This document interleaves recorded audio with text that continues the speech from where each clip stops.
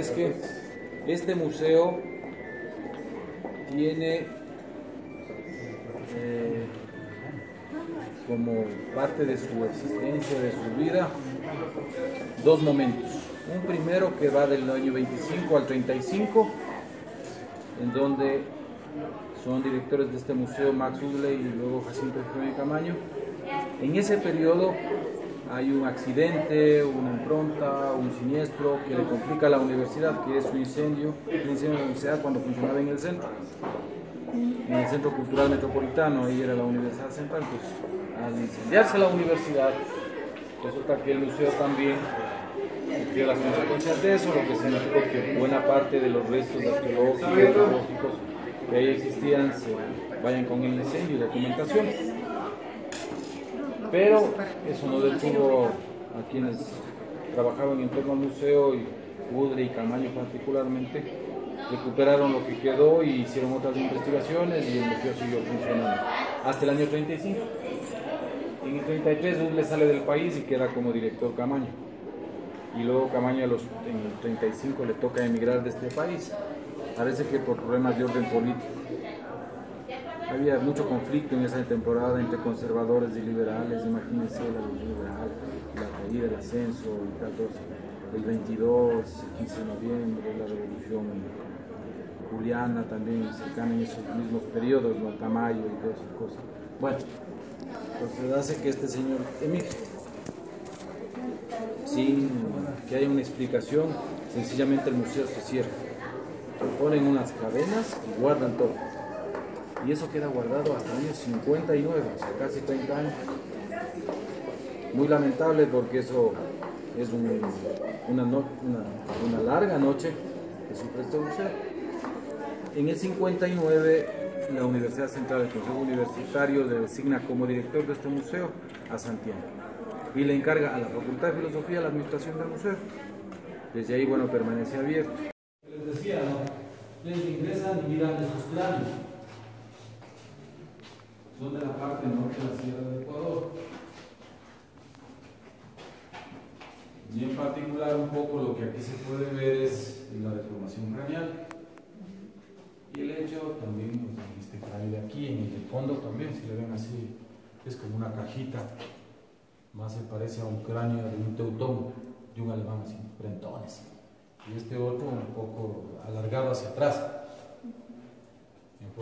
Con prácticas de pueblos ancestrales, de culturas que no solamente son propias de aquí, no sé, en China, en África, en Egipto, en todo lado ha habido estas prácticas, más por razones de carácter cultural, ceremonial, jerárquico, ¿no? Por ese lado. Pero de ahí para nada afectaba estas deformaciones en las capacidades cognitivas del ciudadano. Algunos cráneos por su tamaño no necesariamente son de personas adultas, también pueden ser de personas adolescentes. De hecho, en los primeros tiempos, la esperanza de vida, por las pocas condiciones favorables en relación con el medio, era mucho menor, ¿no? Sí, vivía mucho menos años que ahora, en términos generales. Entonces también se acostumbraban muy tempranamente a hacerse de compromisos y a procrear. De ahí viene eso de que a los 15 años ya está para casarse listito. Es por la esperanza de vida. Ahora, claro, ya se vive hasta los 75 como promedio. Entonces las mujeres no tienen ningún apuro de casarse, tienen que vivir hasta los 30 por lo menos. Y de ahí sí, cuando ya hayan dado la vuelta al mundo, pueden tranquilamente procrear, y, si es que desean. No es obligatorio tampoco. Bueno, entonces eso es lo que ustedes podríamos sacar de aquí, ¿no? Bueno, en el caso de la craneología no hay mayor diferencia en términos de que es una craneología similar al hombre asiático, es decir, braquicéfalo y dolicocéfalo, es decir, cuando tienen un pronunciamiento hacia atrás, ¿no? Pero la dimensión, en general, es una dimensión bastante aceptable en términos de la generalidad, ¿no? De su capacidad cognitiva, si queda, porque la dimensión craneal es lo que da esa capacidad. Ya. Se dan la vuelta y ahí pueden ver una primera muestra, podríamos decir, de una especie de misceláneo de las cerámicas que ustedes pueden encontrar por acá, aunque no son todas, pero es una muestra. Al fondo ustedes ven ese busto que es de la cultura tolita. Las dos, la pieza que está ahí abajito, esa vasija, con ese oscuro a un lado, es de lo que se denomina el negativo del Carchi, de Piartal, de Cuasmal, de Tuncahuán. Las dos que tienen esos ojitos redonditos, esas son de Panzaleo o de Cosangapilla. Panzaleo para Jacinto Jiménez Camaño y Cosangapilla para Padre Porras. Así es que se define, ¿no? Y esta de este lado a su izquierda es de Purwal. Entonces, ¿cómo diferenciar las distintas cerámicas de qué cultura pertenecen? Es por el tipo de material que se utiliza para su elaboración. Eso diferencia, ¿no es cierto?, a las distintas cerámicas. Segundo, por la forma en la cual se establecen los rasgos, sean antropomorfos o zoomorfos, ¿no?, que tienen estas cerámicas. Y por el sitio donde han sido los principales asentamientos. Digamos así, esos ojos en forma de pepa de café, típico de la costa, ¿no es cierto? En la sierra ustedes ven más bien son más lineales, no más achinados. O sea, eso ¿por qué le llaman el negativo del Carchi? Por esa coloración oscura que se obtiene a partir de untarle aceite vegetal o animal, de cubrirle y ponerle al horno. Esa es una vasija, ¿no? Ahora, esa vasija fue encontrada, por ejemplo, en Cumbayá, dentro de las excavaciones que UDLE hizo para reponer parte de los materiales que se quemaron. Si puedes, pon el dedito ahí en donde está esa señal verdecita. Ahí hay una... ¿Aquí? No, más arriba. Ya. ¿Alguien más alto? Entonces, para que apaga, le mueve esa... Ahí hay una... Exacto. ¿Ya encontraste ya? ¿Sí ven esos ojitos de la vasija? Eso es la obsidiana. Préndele otra vez y vuélvele a apagar para que visualicen. Y de donde tú le veas, es como que el ciudadano te está mirando, ¿no? Apágale.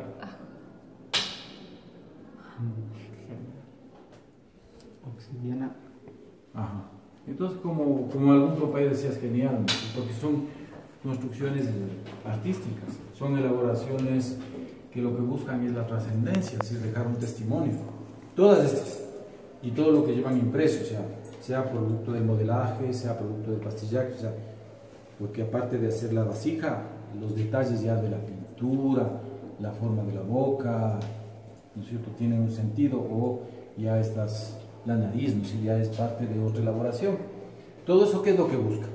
Dejar trascendente cómo vivían, cómo pensaban, cómo era el ser humano en esos tiempos. Entonces podemos ver, por ejemplo, que aquí, como representarle a este caballero acá, ¿no? Ustedes le ven como una serie de arreglos en su cabeza, en sus orejas, en su nariz, en su pecho, en su cuello, muy adornado. Si nosotros nos ponemos a mirarnos ahora, esa es una costumbre que la sostenemos. Para determinados ritos y ceremonias, ¿nos arreglamos o no nos acicalamos, jóvenes? Sí, ¿no es cierto? Ustedes van a un matrimonio, no van de sport, no van con zapatillas, se ponen sus mejores trajes, sus mejores galas. Cuando se vayan a graduar, ustedes no van a ir en blue jean y en calentador, no hay chance. O sea, las ondas ceremoniales, los ritos, tienen esa función de buscar cohesionar el cuerpo social, y desde ese punto de vista, es decir, nosotros tenemos esas prácticas y perviven, o sea, hasta hoy.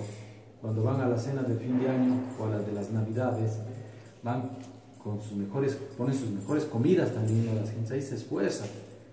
Y si va algún pariente o van los parientes de otros lados que no se les ha visto, la vajilla que se utiliza para eso es una vajilla especial, es la que no se saca sino unas 2 veces al año, porque la del diario ya está despostillada.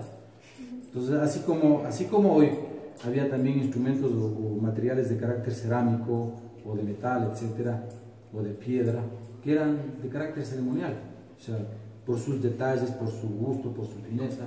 Entonces podrán ver que esas son materiales de carácter ceremonial. Cuando no tienen mayores arreglos y así, como que están hechos así medio sin mayor detalle, entonces podemos colegir o pensar de que eran materiales que se usaban cotidianamente, ¿no? Porque amén de las ceremonias la gente necesitaba también todos esos, los cuencos, las vasijas, todo eso para su vida cotidiana, no solamente para las ceremonias, sino para llevar el alimento, para llevar el agua, para guardar todo lo que necesiten. ¿Sí? ¿Cómo conservaban sus alimentos en la antigüedad? Para que no se descompongan muy rápidamente. Agua. Lo ponían en sal. En sal, ¿no es cierto? O sea, para que se preserven. Y así hasta ahora usan, ¿no? Ponen la carne o el pescado en el campo, sobre todo, y en la costa, porque es muy húmedo y ahí sí, en un ratito se descompone. O si no, también enterrando. Para eso servían las vasijas. Enterrado ahí, entonces se conserva un poco más. Si no, ¿qué es lo que pasaba? En unos inicios los pobladores eran nómadas. ¿Y de qué vivían? De la caza, la pesca, la recolección. Principalmente de la recolección, que estaba más fácil. Árboles no muy pequeños, matorrales, coge y alimenta. Cuando tenían suerte cazaban un animal, y entonces era el gran festín. Pero si no utilizaban el fuego, en un principio se comían crudo, ¿cierto? Y desgarraban, y por eso tenían un desarrollo de determinados incisivos más fuertes, todo eso, ¿no? ¿Y qué pasa si tenían hambre y a la carne se les comenzaba a descomponer?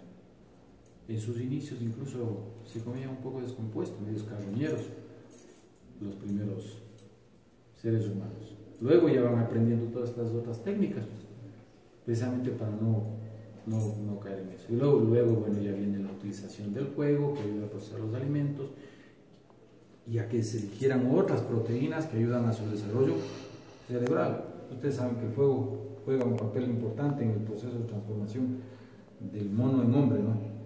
Así como el trabajo, así como el lenguaje. Bien, sigamos. Ahí le tienen a nuestro símbolo del museo.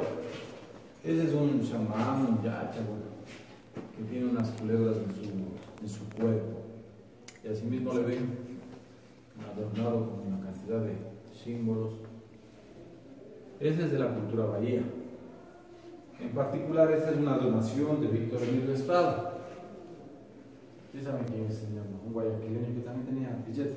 O sea, ustedes estudian los arqueólogos de aquí, excepto los de la actual generación, algunos. Pero es gente que tiene recursos económicos. O sea, Jacinto Jiménez Camaño era un aristócrata. Era dueño de toda esa cuadra que ahora es donde es el INPC. No. Entonces está la Circasiana. Eso, en la Colón y 10 de agosto. Toda esa cuadrísima. Y de ahí se sacaron el puentecito ese que está en la Patria. El arco de la reina que le dice. El de la Circasiana. El arco de la Circasiana. De ahí, o sea, se hacían sus castillos que eran de abolengo, eran aristócratas, conservadores y todos, pero tenían billete porque esa es la única manera en la que podían dedicarse a estas labores. Por ejemplo, yo un poco leí la historia de Santiana, él tampoco era un ciudadano muy pobre, su padre fue militar, o sea, oficial de alta graduación. Creo que llegó a ser coronel del ejército. Entonces, en el año de 1920 y tanto, ser oficial del ejército era un rango más o menos, ¿no?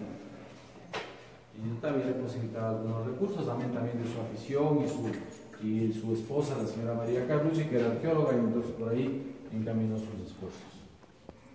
Obsidiana, puntas de lanza, raspadoras, cortadores. Aquí hachas de piedra, las más grandes sirven para roturar, para limpiar, para todo lo que sirve un hacha, y las más pequeñas son hachas moneda.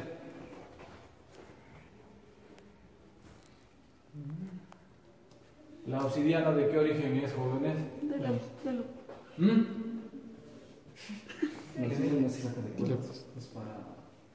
obsidiana es de origen volcánico. ¿Sí?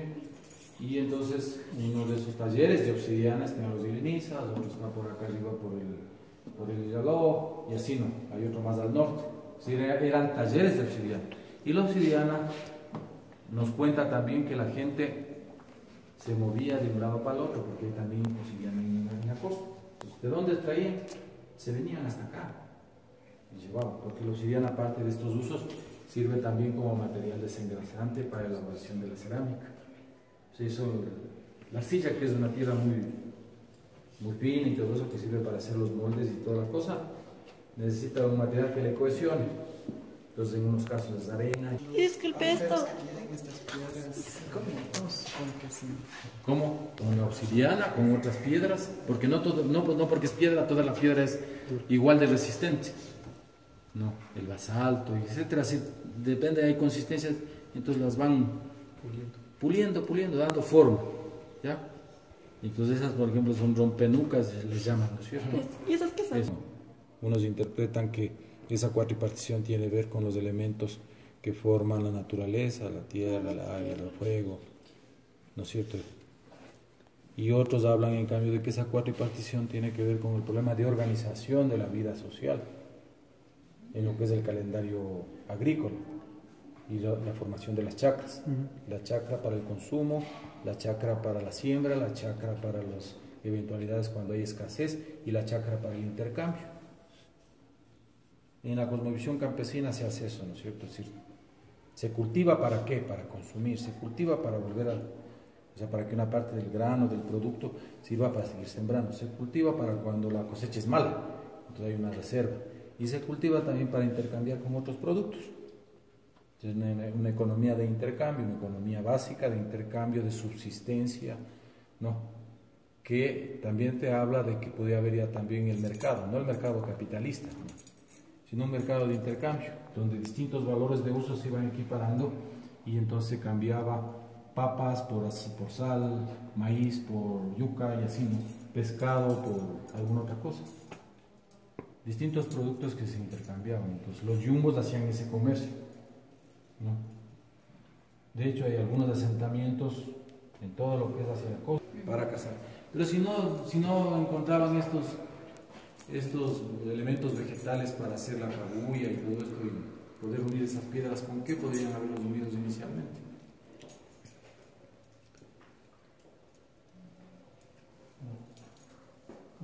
No, pero ahí está con cabuya, ¿no es cierto? Que es una fibra vegetal. Pueden haber otras fibras vegetales también que sirvan para lo propio, para hacer esa voladora, que es darle la vuelta y le botan el sembrero y se cae, y de ahí sí le vas dando unos 2 que 3 golpes con eso, se murió cualquiera. No, ya. Si no había eso, ¿con qué podían inicialmente haber? Con las figuras femeninas.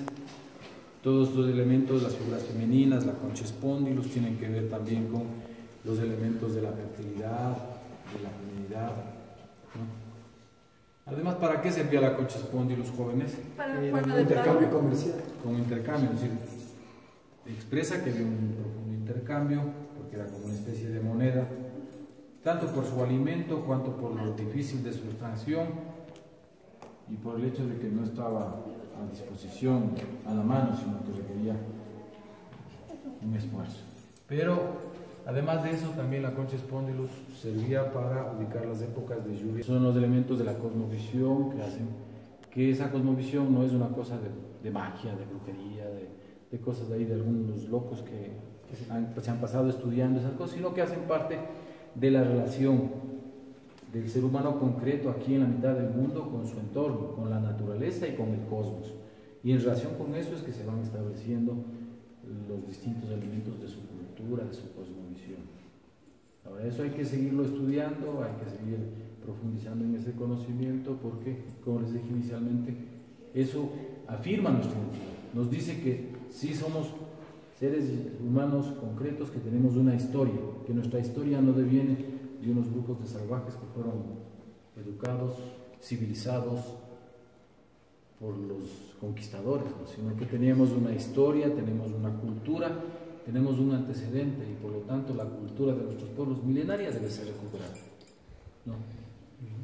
Y debemos aprender.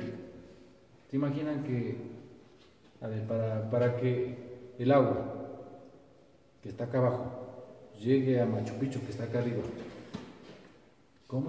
Ellas y esta figura femenina que es una ocarina. Es decir, también hay una sonoridad ya que se va trabajando que significa también apropiación de los elementos naturales. Hacia adelante ustedes van a ver incluso la representación de la rana, del mono, de la culebra, de la malla, de la mitad, ¿no? Y tanto así la mitad que construyen la mitad y está un mono para arriba y uno para abajo. Es decir, que significa que ellos tenían plena conciencia de que aquí estaba la mitad del mundo, ¿no? Y eso es lo misterioso. Y obviamente cada cultura va generando sus constelaciones, ¿no? Así como hay la Osa y hay la Cruz del Sur y tal. Acá tenían la constelación del mono, la constelación del caimán, la constelación de la culebra, la constelación de las llamas, por lo que eran andinos, o sea, porque eso es reflejo de lo que tenían en su entorno. Igual que las otras culturas, los griegos hacen su mitología, su cosmovisión sobre la base de lo que ellos tienen en su medio, no pueden inventarse, ¿no? Como aquí no había el caballo difícil. Claro. El caballo es de ahí, de España. como instrumento de comercio, de intercambio. Y esta cerámica de aquí que tiene todos los rasgos de una persona de raza negra. Pero estamos hablando que la Tolita estuvo 500 años antes y 500 después. Estamos hablando de 2000 a 2500 años antes de nuestro tiempo, o sea, el presente. Nosotros conocemos que la gran mayoría de la población negra que vino a este continente fue traída como mano de obra esclava por ingleses, franceses, españoles y portugueses en el 1500. Y este amigo no es que se pasó al horno y se quemó la cerámica. No. Si ustedes ven los rasgos, porque es importante ver los rasgos, es decir, es de raza negra, es decir, bembón, cejón, orejón, típicamente como es un negro, ¿no es cierto? Ya. Porque los de atrás ustedes si ven son de otras facciones. Claro. Entonces ahí nos queda una inquietud, ¿no es decir? De que sí pudieron entonces haber alguno que otro que se vino por esa vía, antes, mucho antes, por lo menos 1000 años antes de las oleadas que vinieron a poblar aquí, cuando los españoles, que no podían dominar a todos, tuvieron que matar también a muchos, ¿no? ¿Cuántos son los indígenas que murieron en el proceso de la colonia? Muchísimo. En las épocas de la conquista había de pueblos indígenas, o sea, recién han tenido que pasar 500 y pico de años, ¿no?, para que se recomponga en los números que había en ese tiempo. O sea, es brutal. Y no solamente es que eliminaron gente, eliminaron conocimientos. O sea, también todo esto quedó aplastado, porque se supone no tenían idioma, no tenían conocimientos, no sabían nada, ¿no? Eran tan ignorantes que no tenían una forma de escritura. Que también son sonoros, esa vasija con un coquero, el señor que tiene esa protuberancia en su rostro es un coquero, está masticando coca. La coca asimismo nos cuenta, así como el espondilus, de que hubieron rutas de intercambio muy fuertes en las culturas anteriores. Porque si bien está en el altiplano y en la Amazonía, ¿no es cierto?, en el bosque húmedo que se siembra la hoja de la coca, este está en Mesoamérica, está en todo lado, está en la costa, está hacia el sur, en todo lado diseminado. Y tiene un valor muy fuerte porque tiene varios usos, ¿no?, para la cosmovisión andina, fundamentalmente. ¿Cuáles son esos los usos de la hoja de coca? Algunas de las cuales no tienen mayores detalles, podemos decir que son de uso cotidiano, otras que ya tienen alguna iconografía que expresa la lectura, el conocimiento, lo que nos quisieron transmitir. Ahí la gente habla de los seques, que son caminos, pero no cualquier camino, sino los caminos del conocimiento. Así son interpretados, ¿no es cierto? El seque entonces entre Quito y el Cusco. Alineaciones en torno a las ciudades y en torno al componente astronómico. Y si se acercan un poco los de Cepito, hay la representación de animales, y así no, van los ciclos. Igual tienen la organización del calendario lunar, solo va a ser los 28 días. ¿Cuál es la base del calendario lunar? Por eso el sol es Viracocha, es el lado masculino, la luna es el lado femenino. ¿Sí? 28 días. Esa máscara funeraria, pectorales, que vieron expresos en la cerámica, están pectorales. Orejeras, narigueras, que vieron también en la cerámica. Aquí están orejeras, narigueras, agujas, anzuelos. El mono, si ven aquí, en esa cubita de oro. Y este caracol también. ¿Sí? El mono. Y el espiral está presente aquí y está presente también en las piedras, ¿no? Evidencia del desarrollo, del movimiento, del cambio, como una visión también que y el uso del jade y la concha espóndilos para hacer collares, cuentas para collares. Tejidos, si es en la costa con el algodón, si es en la sierra con la lana de los animales, de la llama, etcétera, los tejidos. Y allá ustedes vieron esas piedras en forma de estrella, aquí también están en metal.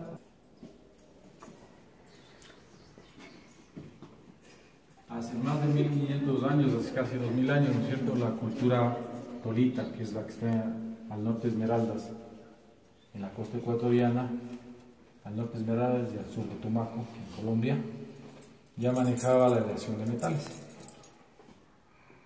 hace 2000 años. En Europa eso se conoció muy posterior, pasado el 1600, el manejo de la aleación de metales. Entonces eso también nos da. Ustedes pueden notar esa esfericidad y además es una cerámica bien delgadita, tiene milímetros, pero es resistente, entonces eso hace que se aliviane y por lo tanto sí puede introducirse ahí líquidos, alimentos, etcétera, y transportarlos. Por eso es que siendo que es cara, pequeña, y esta vasija chiquita que ven ahí, que representa un animalito. ¿Qué animalito es ese? Un jabalí. Un jabalí. ¿Qué animalito es ese, joven? Acérquese nomás, no muerde, porque es un roedor. Una rata. Un roedor, parece. Un jabalí. ¿Este o el de acá? El de acá. Ese que es como vasija, porque esa es una vasija pequeña, ¿no? Ajá. ¿Cuál es un jabalí? De carácter ceremonial. Utilizar el término compoteras, ¿de dónde viene, jóvenes? Compota. Exacto. Compota es un término europeo, compota de frutas, ¿no? En el espacio, cuando ponen en la mesa un gran recipiente y están ahí las frutas, ¿ya? La foto, morfas de animales y este cetro bicéfalo.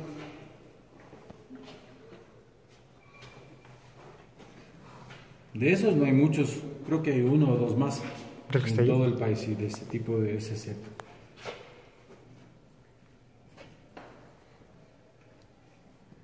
Que puede ser interpretado como la unidad entre lo masculino. Otro punto principal que pudimos observar fue el desarrollo de los metales por parte de estos individuos, los cuales les supieron aprovechar y desarrollaron varias aleaciones de diferentes tipos de metales, pero pese a eso los conquistadores supieron aprovechar de mejor manera estos bienes. También nos hemos podido dar cuenta de que en la antigüedad usaban adornos con materiales preciosos como es el oro y los diamantes, con los que creaban orejeras, narigueras, anillos, collares, pectorales, entre otras cosas. Bueno, algo muy importante es el paso del nomadismo al sedentarismo, en el cual se generan tres necesidades básicas: vivienda, alimentación y vestimenta. En cuanto a la economía, se empieza a usarse la concha espóndilos como moneda de intercambio y se empieza a generar una economía de excedentes.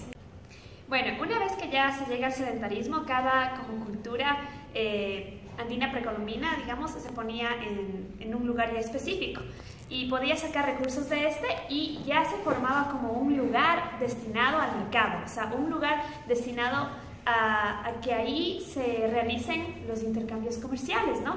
Y una parte también importante de estos intercambios, y tal vez la primera, fue el trueque, ¿no? Los lugares, como el Ecuador es diverso, venía gente de cada lugar con los productos que tenía en su lugar específico ya como sedentario y los podía intercambiar en un lugar específico que es el mercado.